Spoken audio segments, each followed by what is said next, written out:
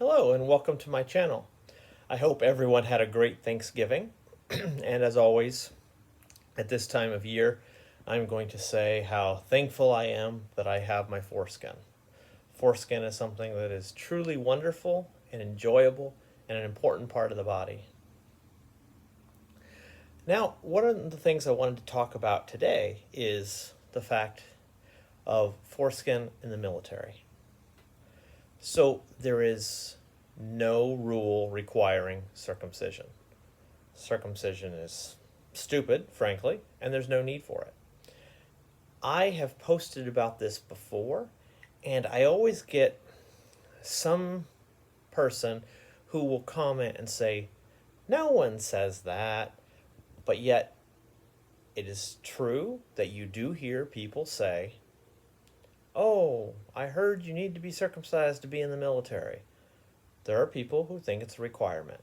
Or, at the very least, they use it, oh, he might want to join the military and it'll be easier to keep clean later. And they use that as an excuse to circumcise. So yes, people most definitely do either think that or use it as an excuse. So people that say they haven't heard that are just not paying attention. So, again, one of those things is, having a foreskin does not make your penis harder to keep clean. To think otherwise is a myth. That's not true. And so I don't know why people think this, because it's completely crazy. It is not hard to keep an intact or uncircumcised penis clean. It's not hard at all. I myself have been in the military for a long time, and I have spent time in the field where, weeks at a time, all you have are baby wipes or whatever to keep, to wash yourself with, and you don't have showers or running water for, several weeks at a time. And you know what? I never had a problem with my penis. My penis withstood such conditions just fine. The idea that circumcision would make anything better is a complete and total myth. Again, I don't know why people seem to think it is so hard to keep a penis with foreskin clean. It's the easiest thing in the world.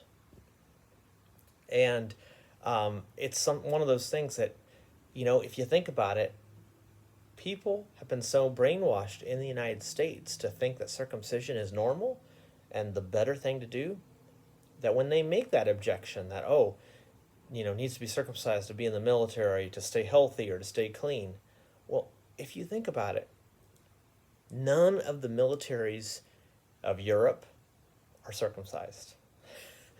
They have fought in many wars throughout many centuries more than the United States.